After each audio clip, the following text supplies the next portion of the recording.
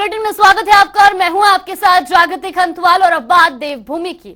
उत्तरकाशी में 15 जून को होने वाली महापंचायत पर प्रशासन ने रोक लगा दी है।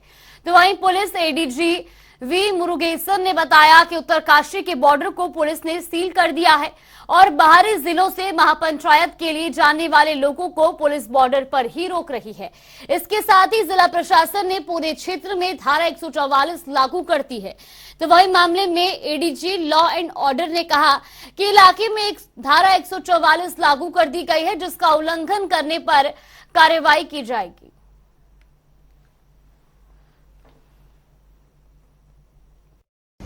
उत्तरकाशी जिला प्रशासन और पुलिस प्रशासन ने वहाँ पे सारा तैयारी कर ली है, सतर्कता बरत रहा है और वहाँ पे 144 CRPC की सेक्शन भी लग गया है और प्रिवेंटिव एक्शन जो भी लेना है वो सब लिया जा रहा है। फोर्स भी तैनात है वहाँ पे। इसके बावजूद भी अगर पंचायत का इस तरह से कुछ दिखाया जाए तो जो भी 144 धारा लगने के बाद उसको उल्लंघन करेंगे या कोई भी कानून को उल्लंघन करने वाले हैं उनके खिलाफ कानूनी कार्रवाई की जाएगी सख्ती से। लेकिन सर जो बाहर से जो लोग जहाँ पे जो भी जरूरत पड़ेगा जहाँ पे उसको रोका जाएगी। जो हमारे प्राथमिकता है उस क्षेत्र पे शांति व्यवस्था बनाए रखना, उसके लिए जो भी कदम उठाना है वो उठाने के लिए SP उत्तरकाशी को डायरेक्शंस दी गई है और उनको ये भी हिदायत दी गई है कि भाई कई सारा सुप्रीम कोर्ट और हाई कोर्ट का जजमेंट्स है, जो कानूनी अधिकार और जो सिटीजन्स को है वो उसको कायम रखें, उस पर कोई बाधा होता तो कानूनी कार्रवाई करें। अभी तक इन्हीं पक्षों से बातचीत में कुछ निकला सर? बातचीत तो लगातार कंटिन्यूस चल रहा है। जो भी संगठन जैसे भी बातें करते हैं उनसे पदाधिकारी के साथ हमारी डिस्ट्रिक्ट SP है, डाउन द लाइन सब बात कर रहे हैं। तो प्रयास है कि भाई ये शांतिपूर्वक ये निपट जाए। तो वही उत्तरकाशी के पुरौला में होने वाली महापंचायत को लेकर सीएम धामी ने लोगों से शांति बनाए रखने की अपील की है। उन्होंने कहा कि मामले में प्रशासन अपना काम कर रहा है। इससे पहले भी प्रदेश में जितनी भी घटनाएं हुई है उन पर प्रशासन ने हमेशा एक्शन लिया है। साथ ही कहा कि मामले में जो भी दोषी होगा उस पर उचित कार्यवाही की जाएगी। प्रदेश में किसी को भी कानून अपने हाथ में लेने की इजाजत नहीं है।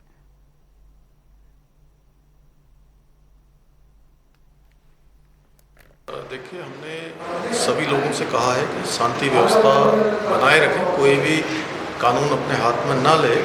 और अभी तक जितनी भी घटनाएं हुई पूरा प्रशासन ने उस पर ठीक तरीके से काम किया है। कोई भी किसी के साथ अभी तक कोई न मारपीट की घटना हुई है न कोई लूटपाट हुई है, किसी प्रकार की भी कोई वो नहीं हुई है। लेकिन अभी भी लोगों से हमने कहा है कि सभी लोग शांति से काम लें। अगर कोई दोषी होगा तो उसके खिलाफ कानून काम करेगा और कानून किसी को भी हाथ में लेने की इजाज़त नहीं है। इसके लिए सभी को निर्देशित कर दिया गया है। तो वहीं पुरौला में महापंचायत को लेकर कांग्रेस पार्टी के प्रतिनिधि मंडल ने आज प्रदेशाध्यक्ष करण मेहरा के नेतृत्व में पुलिस मुख्यालय में उत्तराखंड के DGP से मुलाकात की और किसी भी तरह की महापंचायत पर रोक लगाए जाने की मांग को लेकर पुलिस महानिदेशक को एक ज्ञापन सौंपा। इस दौरान कांग्रेस प्रतिनिधि मंडल में विधायक ममता राकेश, विधायक फुरकान अहमद, विधायक वीरेंद्र जाति, पूर्व विधायक काजी निजामुद्दीन आदि नेता मौजूद रहे।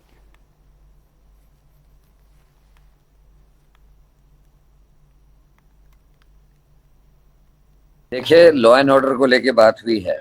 जिस तरीके की घटना पुरौला में हुई है, ये सरकार और प्रशासन की जिम्मेदारी है कि भारत का हर नागरिक अपने को सुरक्षित महसूस करे। और हालात ये हो रहे हैं कि जिस तरीके से सरकार से संबंध रखने वाले कुछ संगठन वहाँ माइनॉरिटी को और अन्य लोगों को डराने की कोशिश कर रहे हैं। कई लोगों ने अपना व्यापार बंद करके वहाँ से पलायन किया है, जो हमारे लिए चिंता का विषय है। ये देश संविधान से चलता है, कानून से चलता है और हमने यही DGP साहब से कहा है कि जो भी अपराधी है उसके खिलाफ सख्त से सख्त कार्रवाई होनी चाहिए। लेकिन एक भी नागरिक को असुरक्षा की भावना नहीं आनी चाहिए, क्योंकि देश सबका है। इस देश में रहने वाला हर व्यक्ति को उसके धर्म के आधार पर नहीं, नागरिक की हैसियत से देखा जाना चाहिए। 2017 से लगातार इस स्टेट में माहौल खराब करने की कोशिशें की जा रही हैं और जिसके अनेकों उदाहरण हैं। कई ऐसे धर्मगुरु बन के छद्मी घूम रहे हैं जो हेट स्पीचेस जिन्होंने दी है, उनके विरुद्ध भी कार्रवाई करने की मांग हमने की है। और ऐसे लोग जो हेट स्पीच दे के लोगों के बीच में भ्रम फैला के आपस में गंगा जमनी तहजीब को नुकसान पहुंचाने की कर रहे हैं, इस राष्ट्र को, इस राज्य को तकलीफ पहुंचाने की कोशिश करें, उनके खिलाफ कार्रवाई करें। और मेरा सीधा सीधा कहना है कि पुरौला वाली घटना में जिस तरीके से संगठन काम करे, मुझे लगता है वीआईपी को बचाने के लिए और अंकिता मर्डर केस से ध्यान बटाने की एक बहुत नाकाम कोशिश के रूप में मैं इसको देखता हूं। और अन्य मामले जो हैं लैंड जिहाद से अन्य जो मामले लाए जा रहे हैं, ये भर्ती घोटाले और विकास में जहां सरकार पिछड़ रही है, उन सारे मामलों को दबाने की एक कोशिश मात्र है। और 2024 की तैयारी को देखते हुए इस तरीके की घटनाएं करी जा रही हैं। और इसका सबूत भारतीय जनता पार्टी के जो अध्यक्ष हैं, उनके जो बयान आ रहे हैं अखबारों में, अन्य चीजों में, उससे साफ लगता है कि कहीं ना कहीं ये चीजें प्रायोजित है। केंद्रीय रक्षा मंत्री राजनाथ सिंह 19 जून को देहरादून के दौरे पर रहेंगे।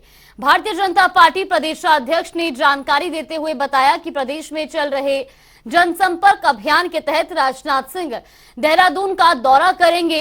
इस दौरान राजनाथ सिंह जनता से मिलकर कई विषयों पर चर्चा करेंगे। आगे की जानकारी देते हुए बताया कि दौरे को देखते हुए तैयारियां शुरू कर दी हैं। देखिए, 19 तारीख को भारत सरकार के गृह मंत्री, हमारे बहुत वरिष्ठ नेता आदरणीय राजनाथ सिंह का कार्यक्रम को प्राप्त हुआ है। और क्योंकि देवभूमि सैनिक बहुल भूमि है, तो हमने तय किया कि उनका कार्यक्रम हम लोग देहरादून के अंदर करेंगे, जिसमें हम रिटायर्ड आर्मी पर्सन जो वरिष्ठतम अधिकारी हैं उनको बुलाएंगे। देहरादून महानगर के अंदर अनेकों शिक्षण संस्थाएँ हैं, उनके जो डायरेक्टर हैं, इस तरह के लोगों को बुलाएंगे। अनेकों राज्य सरकार द्वारा, केंद्र सरकार द्वारा उपाधि प्राप्त ऐसे सम्मानित नागरिकों को बुलाएंगे। इसके साथ साथ हमने तय किया कि जो वरिष्ठतम व्यापारी हैं उनको बुलाए। प्रबुद्ध सम्मेलन, बड़ा भव्य कार्यक्रम हम लोग देहरादून करने वाले हैं, तो राजनाथ सिंह का मार्गदर्शन सबको मिलेगा। तो उत्तराखंड में मोदी सरकार के कार्यकाल के 9 साल पूरे होने को लेकर महाजनसंपर्क अभियान चलाया जा रहा है, जिसके तहत कृषि मंत्री गणेश जोशी ने पार्टी के कार्यकर्ताओं के साथ टिफिन बैठक की। बैठक का आयोजन सैन्य धाम के परिसर में किया गया, जिसमें पार्टी के कई कार्यकर्ता मौजूद रहे। तो वहीं कृषि मंत्री गणेश जोशी ने कहा कि प्रधानमंत्री नरेंद्र मोदी के 9 साल पूरे होने को लेकर सेवा, सुशासन और गरीब कल्याण के तहत कार्यक्रम का आयोजन किया जा रहा है, ताकि केंद्र सरकार की योजनाओं को जन जन तक पहुंचाया जा सके। इसके साथ ही उन्होंने क्या कुछ कहा वो भी आपको सुनवाते हैं। देखिए, सेवा, सुशासन एवं गरीब कल्याण के लिए समर्पित मोदी सरकार के 9 साल पूरे होने पर आयोजित आज विकास तीर्थ में जो जनसंपर्क अभियान हमने किया, यहाँ कार्यकर्ताओं के साथ सैन्य धाम में हमने भोजन किया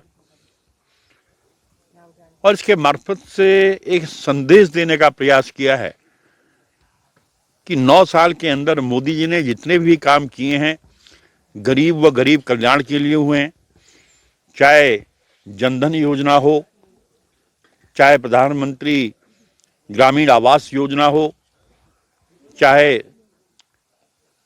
हर घर जल हर घर नल योजना हो, चाहे सौभाग्य योजना के माध्यम से लोगों को फ्री कनेक्शन देने की बात हो। तो उत्तराखंड में 4 धाम यात्रा जारी है। देश के विभिन्न जगहों से श्रद्धालु अपने देवों के दर्शन के लिए उत्तराखंड आ रहे हैं। तो वहीं सरकार की तरफ से भी यात्रा को दुरुस्त करने और श्रद्धालुओं के स्वास्थ्य का ध्यान रखने के लिए तमाम तरीके अपनाए जा रहे हैं। इसी कड़ी में स्वास्थ्य मंत्री धन सिंह रावत ने पिछले दिनों जिलों का दौरा किया और इस दौरान उन्होंने 22 अस्पतालों का निरीक्षण किया। स्वास्थ्य मंत्री ने बताया कि इस बार 4 धाम यात्रा में स्वास्थ्य व्यवस्थाओं को दुरुस्त करने का काम किया गया है। इसी के तहत बद्रीनाथ के चिकित्सालय में 50 बेड बनाने का काम किया जा रहा है।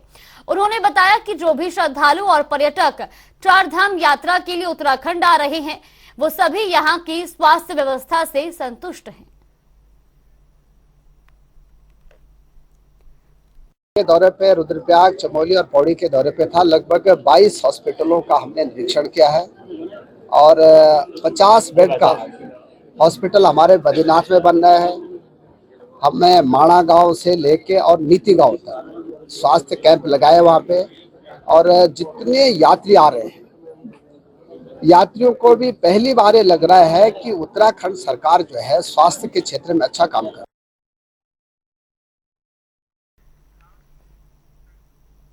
तो वहीं बीजेपी के महाजनसंपर्क अभियान के तहत बीजेपी युवा मोर्चा ने हल्द्वानी में नव मतदाता सम्मेलन आयोजित किया, जिसमें सैकड़ों की संख्या में छात्र छात्राएं मौजूद रहे।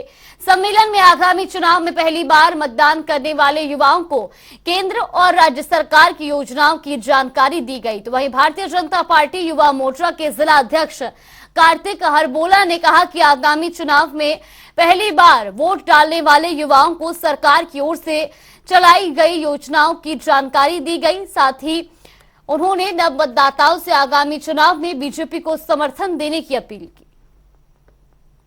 देखिए, भारतीय जनता पार्टी अपनी मोदी सरकार के 9 वर्ष पूर्ण होने पर पूरे भारतवर्ष में एक महाजनसंपर्क अभियान के रूप में इसको चला रही है, जो कि हमारा 31 मई से 30 जून तक चल रहा है।